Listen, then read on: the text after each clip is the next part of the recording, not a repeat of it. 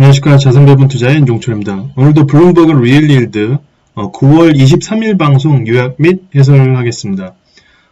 제가 개인적인 사정으로 11월 4일 날 다시 방송을 할 수 있을 것 같고요. 근 한 달 동안은 개인적인 사정으로 방송을 해설하는 것을 잠시 중단할 겁니다. 그래서 그 기간 동안에는 리얼일드 본방송 꼭 챙겨보시고 아무튼 좋은 판단 하시면서 투자하시기를 바라겠습니다. 오늘 세 분 출연하셨는데요. 토니 로드리게스, 조지 컨캡스, 그 다음에 메건 그레이퍼입니다. 그래서 뉴비드의 그 채권 전략의 헤드 나오셨고요. 그 다음에 마크로 전략의 MUFG 헤드입니다. 그 다음에 바클레이즈의 글로벌 코헤드 오브 인베스트먼트 그레이드 신디케이트입니다. 그래서 이분도 지난번에 이제 주로 투자자들 이제 채권 발행하고 하는데 주로 도움을 많이 주시는 분으로 이제 생각하시면 될 것 같습니다. 마지막 파이널 라운드에서 질문 사항입니다. 내년에 이제 정책금리의 최상단이 몇 퍼센트에 가까울 것인지에 대한 질문이었고요. 여기에서 이제 두 분은 5% 얘기하셨고 조지만 4% 얘기를 했습니다. 자, 그 다음에 이제 미국의 하이힐드하고 인베스트먼트 그레이드 투자 적격 등급하고 고위험 회사채 중에 앞으로 12개월 동안 어떤 것이 더 수익률이 좋을 것이냐, 이거 토탈 리턴이라고 봐야겠죠. 그래서 여기에 대해서 두 분은 IG라고 얘기했고요. 아무래도 토탈 리턴이니까 가격이 좀 떨어지더라도 아니면 약간 변동이 있더라도 그죠? 그래도 하이힐드가 이제 이자를 많이 주니까 이자나 하이힐드라고 얘기하신 것 같습니다. 그 다음에 이제 내년 연말 2023년 연말에 연준의 그 자산이 어떻게 될 것이냐에 대한 질문이었습니다. 지금 현재는 8.8조 달러의 이제 채권과 모기지 이렇게 갖고 있는데요.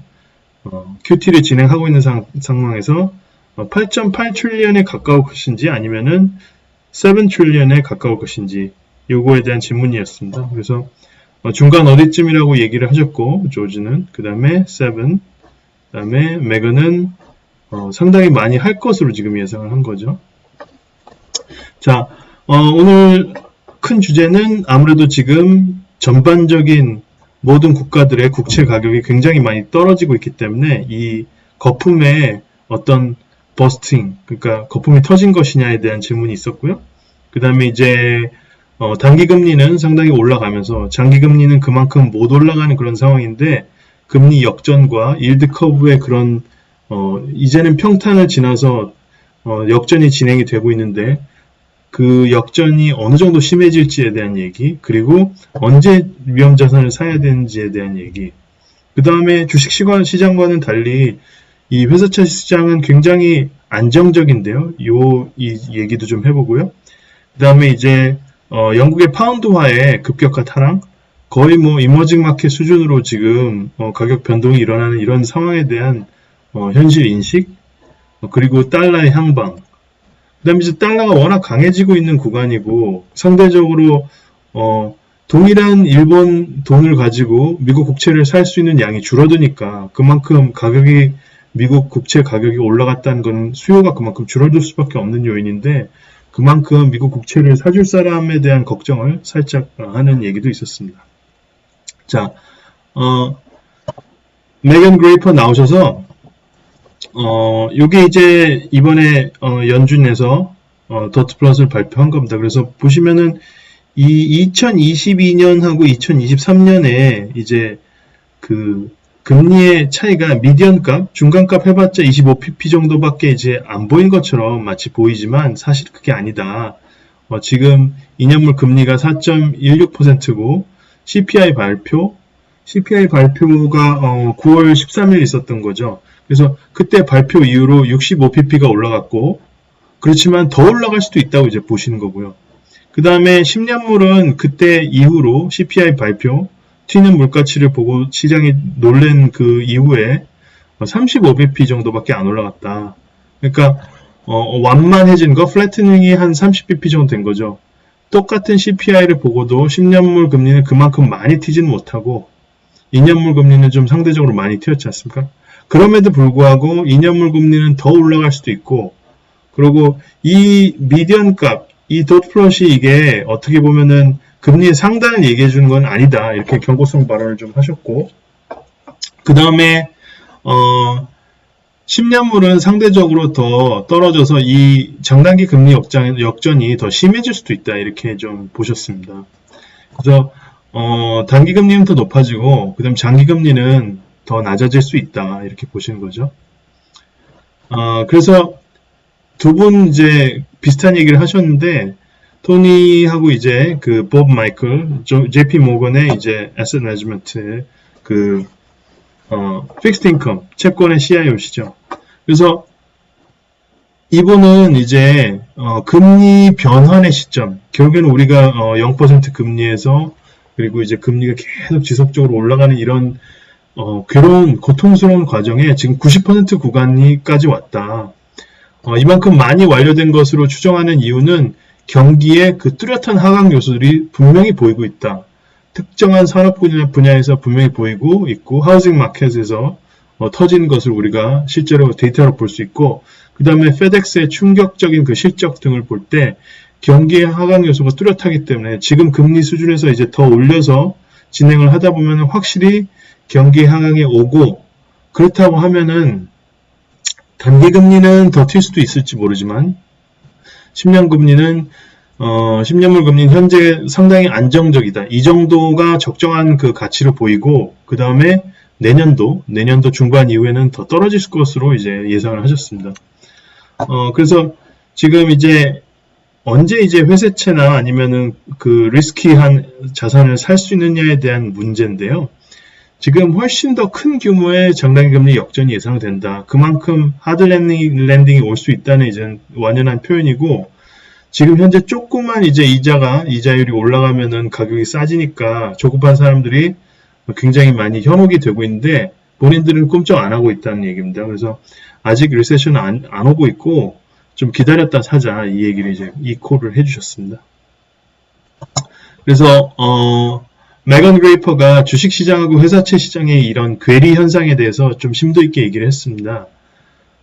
주식시장이 굉장히 변동성이 심한 데 비해서 6.5조 달러 규모의 이 회사채 시장은 굉장히 평온한 편이다, 상대적으로. 무브 인덱스는 상당히 높은데도 불구하고 이상하게 투자 적격 등급의 그 스프레드, 가산금리는 굉장히 안정적이고 변동성이 적었지 않습니까? 이런 특이한 상황을 얘기를 하는 거죠. 그러니까 우리가 디폴트 값으로 볼 수 있는 국채금리는 미국이든 어디든 굉장한 변동성을 가지고 올라가고 있지만, 실제로 그 국채금리, 무위험 자산에다가 위험도를 더 얹어주는 그 가산금리는 안정적이었다는 거죠.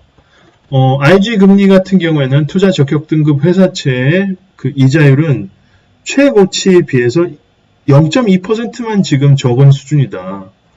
그럼에도 불구하고 13년 내 최고 금리 수준인 5.25% 그 정도를 주고 있다는 거죠. 이만큼을 줘도 굉장한 수요가 있다는 겁니다.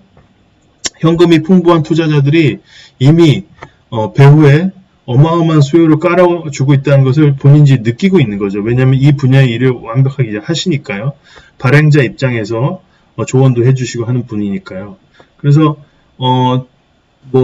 최근 단기적으로 7년물, 12년물, 그 밸리 오브 더 커브라고 해서 중기채들을 얘기하거든요. 이 수익률 곡선을 보면은 이렇게 볼록 배 나온 부분이죠. 그래서 이 부분에 이제 그 만기가 있는 그런 채권들이 수익률이 괜찮았다. 예를 들자면 2달 전에 사놨으면은 상당히 지금 수익을 볼 수 있는 구간이었다. 이런 얘기였겠죠. 그래서 발행자들은 이제 자금을 공급받으려는 사람들이죠. 그래서 채권을 발행해서 공급받으려는 사람들은 금리 변동성이 심한 장세에서 눈치 보게 하면서 이제 발행을 안 하고 있는 상황에서 그러한 채권을 매수하고자 하는 투자자들은 어마어마하게 대기하고 있다는 겁니다. 이분이 이제 시장의 상황을 정확하게 얘기를 해주시는 것 같습니다. 그래서 수요가 투자 적격 등급 회사채에 대한 수요가 워낙 공급에 비해서 지금 큰 상황이다. 따라서 이런 경제 논리를 볼 때 잘 찾아보면 투자할 대상들이 있다는 말씀을 하셨습니다. 그 다음에 이제 나왔지만은 브리튼, 영국이 이제 생각하는 정책 때문에 지금 시장에서 상당히 파운드화의 가치가 더 떨어지고, 그 다음에 이제 영국 국채도 굉장히 많이 떨어졌는데요. 이에 대한 얘기입니다. 그래서 좀 혹독한 말씀을 하셨습니다. I think the UK is behaving a bit like an emerging market turning itself into a submerging market.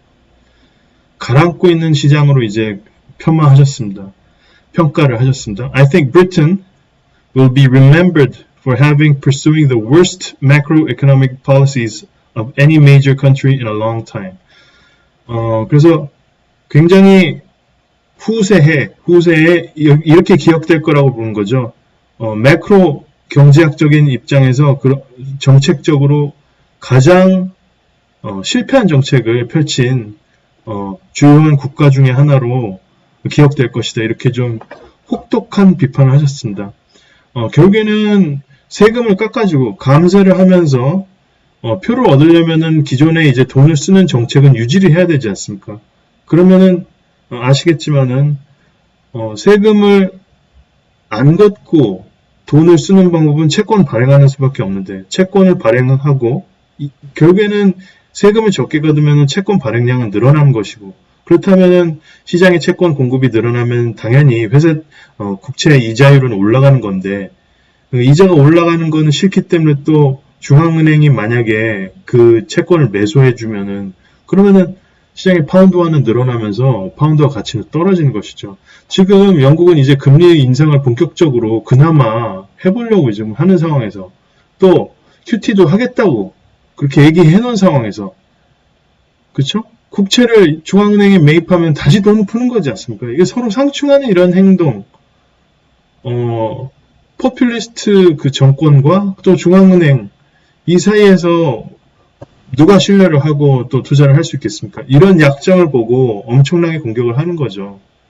그래서 아무튼 이런 상황입니다. 우리도 6월 15일 전후에서 굉장한 투매가 한국의 국채에 대한 투매가 있었을 때 방기선 차관이 이제 블룸버그에서 나와서까지 구두 개입을 하셨죠.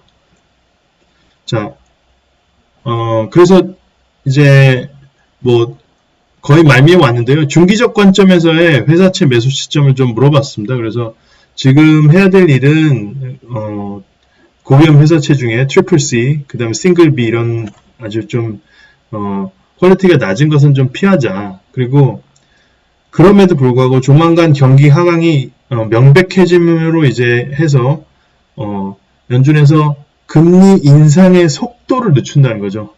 그죠? 인상의 속도를 놓치면은 그 정도에서 지금 안정을 할 걸로 보는 거죠. 이 정도에서. 그러니까 이 사람은 우리가 이거 제 역자의 그런 해석인데요.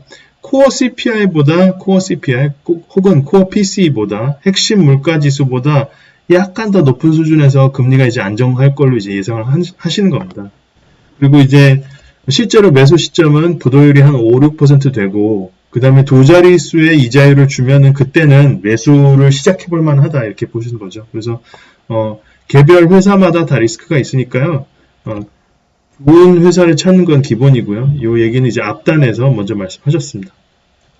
그 다음에 메간이 이제 유럽 회사채도 다루고 하니까요. 유럽과 미국의 전반적인 회사채 시장에 대해서 물어봤고 사실은 비교를 좀 해달라고 그랬는데 전반적인 말씀을 해주셨습니다. 그래서 지금 현재 회사채 시장은 압도적으로 수요가 공급에 비해서 많다. 정말 큰 자금을 굴리는 투자자들이 눈을 부릅뜨고 투자할 대상을 찾고 있다는 거죠. 그래서 아주 가까운 근자에 3.5빌리언, 우리나라 원화로 치면 약 4조 원에 달하는 채권 발행이 있었다는 거죠. 메드트로닉은 S&P 100에 속하는 기업인데요. 메드트로닉이라는 회사가 이만큼의 약 4조 원에 달하는 자금을 조달했다는 거죠. 발행 시장을 통해서. 그때 이제 거기에 나도 참여해서 메드트로닉 회사채를 사고 싶다 한 사람이 14빌리언 이었다는 거죠. 그리고 이거 유로로 이제 유로 회사채 발행을 했다는 겁니다. 이렇게 됐다는 거고 지금 현재는 유동성이 풍부해서 전 세계 기금 운용자들이 환율의 다변화에 대한 고민, 그죠? diversification. 왜냐면은 확신을 할 수 없기 때문에 장기 자금 같은 경우는 나는 달러도 갖고 있고 유로도 갖고 있고 또 유엔화도 갖고 있고 또 일부 필요하면 원화도 갖고 있고 이렇게 다변화를 해야 되는 그 고민 속에서 경쟁력이 있는 자산들, 가격이 어느 정도 싸지고 퀄리티가 괜찮다고 하면은 이것을 이제 장기적인 관점을 갖고 매수해야 되는 그런 수요는 풍부하다는 겁니다. 근데 이제 유럽 회사들에 대해서는 재고가 늘어나고 있고 그 다음에 마진이 감소하는 문제는 지금 있다고 얘기를 해서 아직 유럽의 이런 문제들처럼 좀 회사의 이익 감소나 어떤 경영이 부실되는 것은 미국의 기업에서는 2023년까지는 괜찮지 않냐, 그 이후에나 문제가 되지 않냐라고 얘기를 해서 확실히 미국 기업이 더 좋을 것으로 지금 봤고요. 그 다음에 이제 네거티브 와치라고 해서 그 신용평가사들이 뭐 S&P라든지 이렇게 해서 피치라든지 그 신용평가 회사들이 있지 않습니까? 무디스에서. 거기서 지금 현재 투자 적격 등급 시장에서 약 175빌리언 달러에 해당한 우리 돈으로 한화로 약 200조 가까이 되는 200조가 넘죠. 200조 원이 넘는 그 규모의 회사채에 아무튼 신용등급 강하에 그런 위험이 있다는 거죠. 등급 하향에. 그래서 약 48%, 60% 정도는 등급 하향 조정이 가능하다고 지금 보고 있고 바클레이의 하우스뷰는 110빌리언 정도가 110빌리언이 위험에 노출됐다고 지금 보고 있는 거죠. 한화로 약 140조 원 정도의 회사채 규모가 그렇다고 이제 보는 것 같습니다. 결론은 이제 그래서 퀄리티가 있고 그 다음에 다변화, 환의 다변화에 대한 얘기는 하셨습니다. 투자할 때. 자, 제가 이제 제 비율을 크게 바꾸진 않았는데요.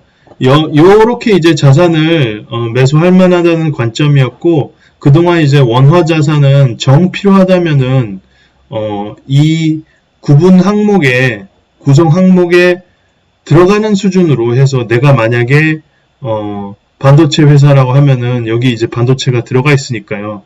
그죠? 그러면은 2.5% 이 항목 안 수준의 비중에서 한국의 회사에 집어넣는 건 뭐 괜찮다 이렇게 좀 보수적으로 말씀드렸는데 이제는 달러 자산에 대한 매수는 추가 환전이나 이런 거를 굳이 하기보다는 저는 원화 장기 채권 한국 사람이라면은 한국 돈으로 세금을 내야 되니까요. 원화 장기 채권에 대해서 부분적으로 분할 매수를 들어가는 시점이 이제 오지 않았나 싶습니다. 왜냐하면 이제 뭐 10년물도 우리나라도 4%를 지금 넘어가고 하기 때문에 이런 상황이라고 그러면은 회사채를 AA라고 해도 지금 5% 남짓 조금 해서 주거든요. 국내 이제 그 회사채 같은 경우에. 그렇다고 하면은 굳이 그 1%를 더 받겠다고 한국의 회사채에 투자하는 것보다 한국 국채를 장기채, 뭐 10년물이든 20년물이든 30년물이든 예, 분할 매수를 들어갈 시점이 이제 왔다. 그 구간에 이제 금리가 한 3.8%에서 4.1% 수준이니까 앞으로 뭐 금리가 더 올라서 4.5% 이렇게 간다고 하더라도 그런 거에 대비해서 한 번에 이제 매수하는 건 안 되겠지만 분할 매수의 계절이 이제 왔다. 다음 주부터는 살 수 있으면 조금씩 사보자. 이런 제안을 드립니다. 그래서 여기 없는 자산 중에서 지금 유일하게 좀 편입을 추천하는 게 원화 자산이고요. 한국의 장기 채권. 단 한국에다가 세금을 내시는 분만 매수를 추천합니다. 이상입니다.